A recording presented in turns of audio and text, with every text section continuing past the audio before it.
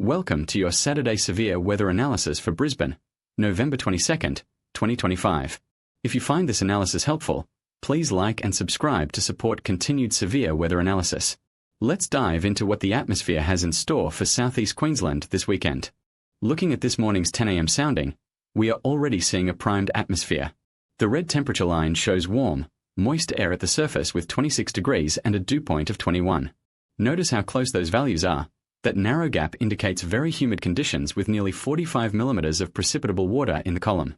The mixed layer CAPE sits at around 750 joules per kilogram this morning, but the surface-based values are already pushing 1700.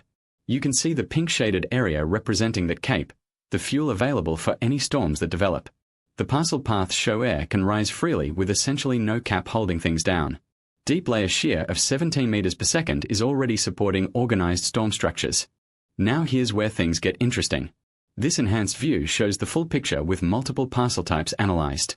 The large pink shaded area between the parcel path and environment shows substantial CAPE extending from around 900 hectopascals all the way up past 200. That's a deep, unstable layer. With afternoon heating pushing temperatures toward 27 degrees, surface-based CAPE climbs to nearly 2000 joules per kilogram. The lifting condensation level sits at about 750 meters, and importantly, there's no significant cap to overcome. The significant tornado parameter reaches 1.05 and the supercell composite hits 2.4, both indicating that if storms develop, they could become well organized. The expected storm mode is organized multicells with rotation possible. However, and this is key, these are ingredients, not a guarantee. Storms still require trigger to initiate. Looking ahead to tomorrow morning around 10 a.m. local time, the machine learning forecast shows a somewhat weaker setup. Mixed layer CAPE drops to around 600 joules per kilogram with surface-based values near 950. Notice the weak cap indicator on this forecast sounding. Deep layer shear remains supportive at about 16 meters per second, but the composite indices drop with both the significant tornado parameter and supercell composite falling below significant thresholds. The atmosphere will still be unstable, but less aggressively so than today. By tomorrow afternoon, around 4 p.m. local time, conditions recover somewhat. The forecast shows mixed layer CAPE building back to around 950 joules per kilogram, with a moderate cap indicated. Deep layer shear increases nicely to over 22 meters per second.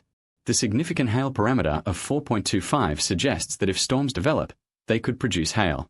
The pink shaded CAPE area extends through a deep layer with the equilibrium level up around 200 hectopascals, indicating tall storms are possible. Storm mode remains organized multicells with rotation possible. Threat levels remain low across all categories, but the ingredients for isolated strong storms will be present. The hodograph reveals the wind profile through the atmosphere. Starting near the surface in purple, winds are light and southerly. As we climb through the boundary layer shown in blue and teal, winds back and increase, creating that crucial low-level turning we look for in severe weather setups. By 6 kilometers, shown in yellow, winds are veered to northwesterly at around 20 meters per second.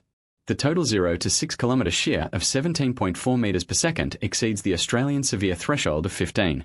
Storm relative helicity values of 86 in the lowest kilometer and 150 in the lowest 3 kilometers indicate rotating updrafts are possible. The bunker's right mover motion, marked by the red star, shows where a right-moving supercell would track. This shear profile supports organized multicell and potentially supercellular storm modes. The atmospheric refractivity profile shows how radio waves might behave in this environment. The blue line descending from right to left represents decreasing refractivity with height. There's a notable kink around 2000 meters indicating an elevated duct, shown by the orange shading, where conditions favor anomalous radio propagation. A superrefraction layer extends up to about 3000 meters, shown in yellow.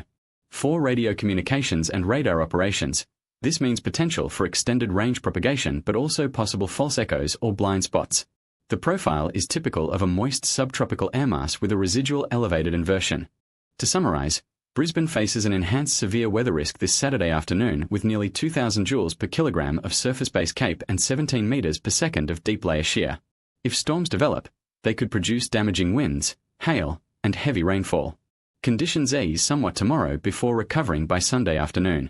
Always consult the Bureau of Meteorology for official warnings and forecasts. This analysis is provided by Distant Curve Remote Area Telecommunications. If you found this helpful, please like and subscribe to support continued severe weather coverage for remote Australia. Stay weather aware and stay safe.